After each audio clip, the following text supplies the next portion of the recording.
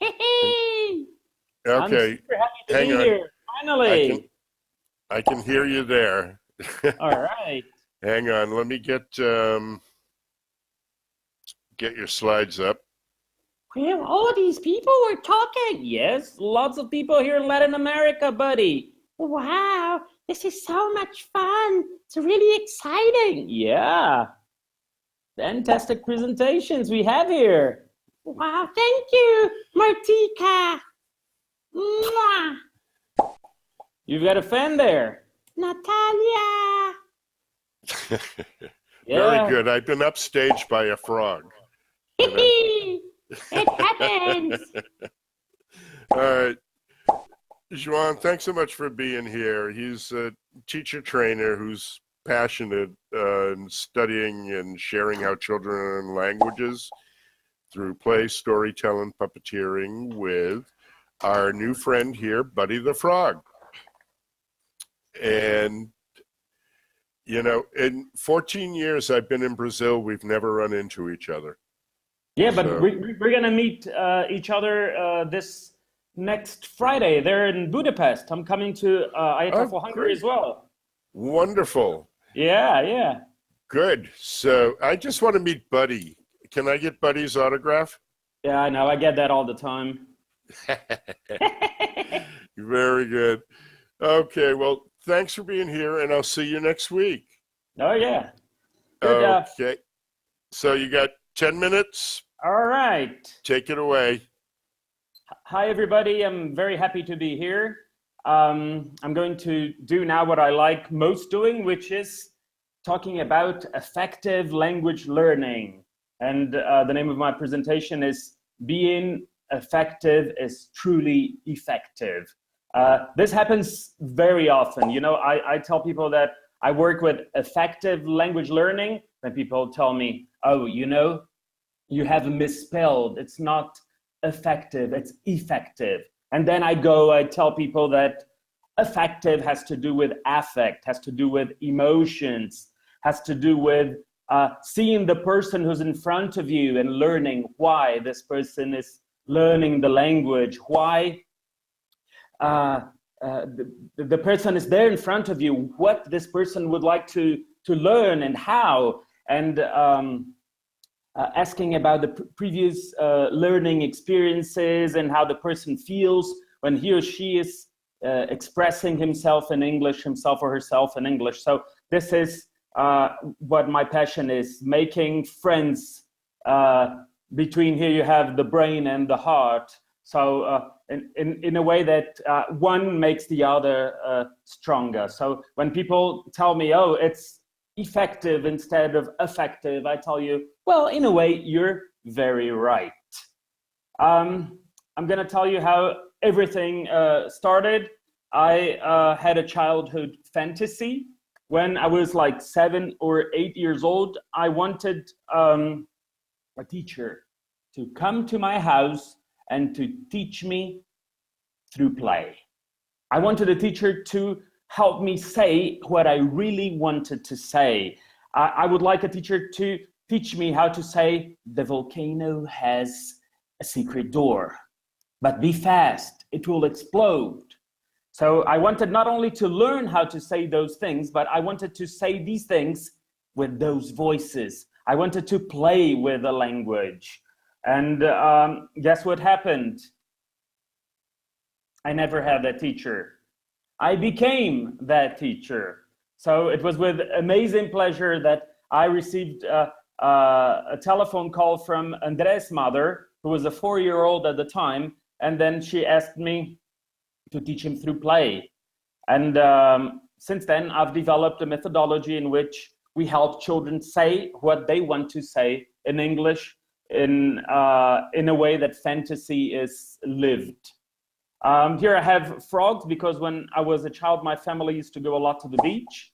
And there we stayed listening to frogs at night.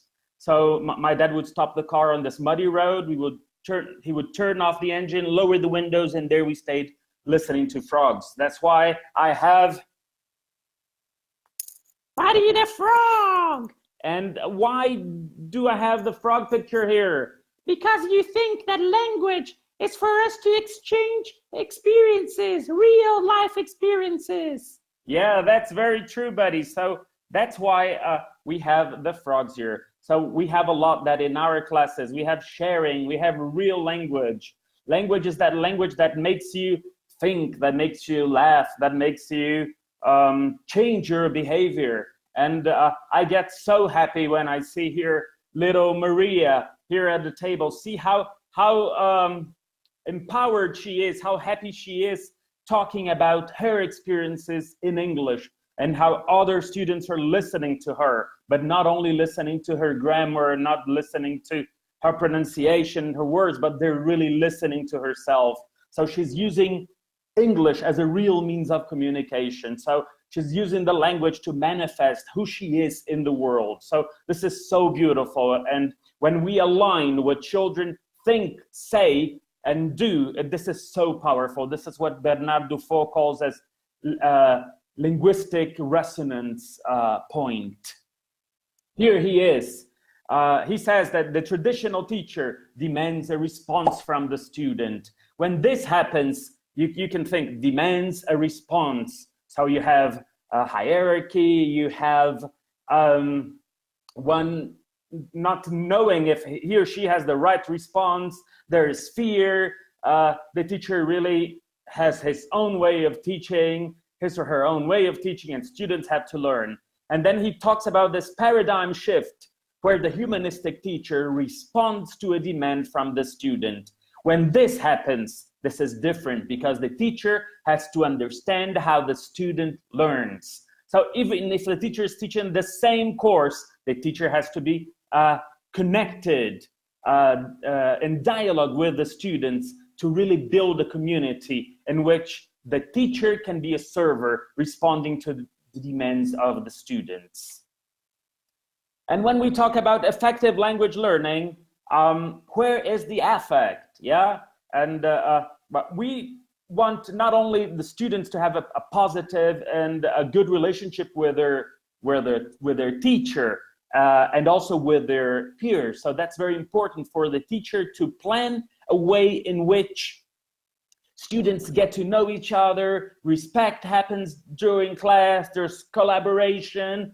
The teacher praises when that kind of behavior happens, but most of all, we want students to love English. We want students to have that fond relationship with the language. When they speak in English, that they can feel all this movement, this confidence, this creativity, this validation, everything that happened during the class.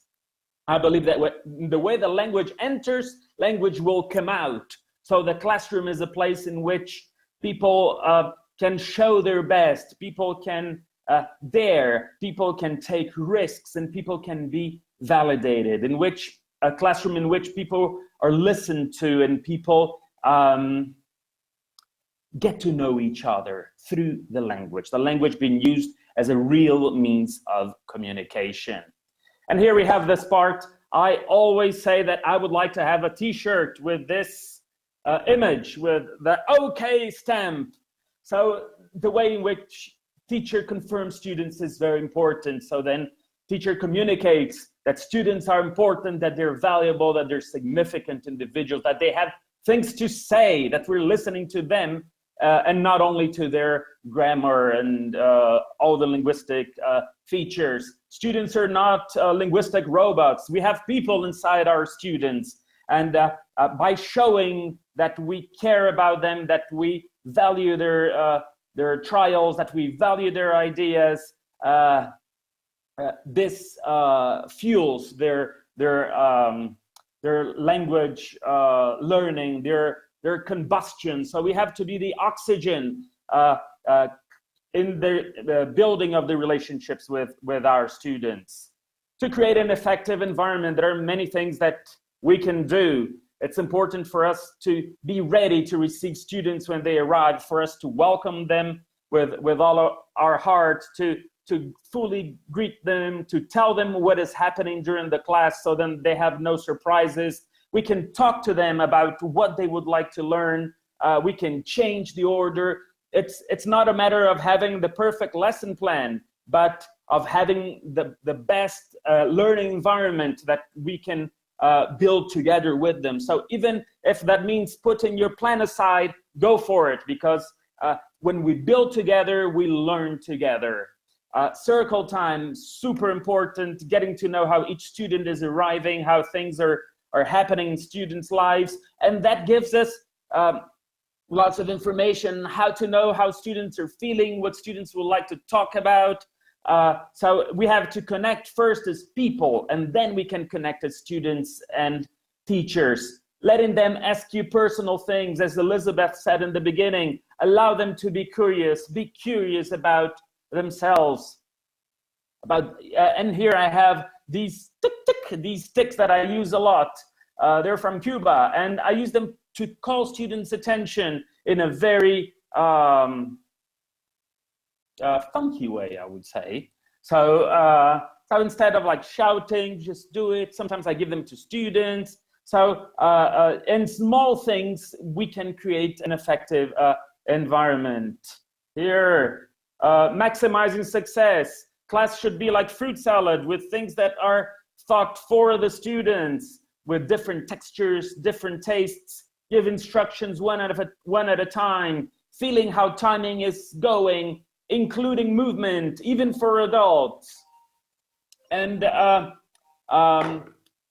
focusing on their learning, not on your teaching. Always telling students, you have 1 more minute, 2 more minutes, so then you help them to achieve success instead of just telling them time is over. So it's very important to prime.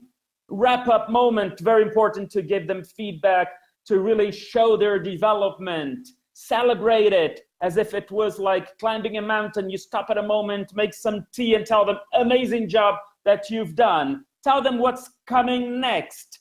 Let them think about how they're learning. And to finish here, my last slide, this I took in Iran, and I call it my National Geographic moment. I think that language learning should be like this: memorable, with movement, daring, having fun, in a way that it can be a magic and a fulfilling moment for everybody who's involved. Thank you very much, and let's go for effective learning.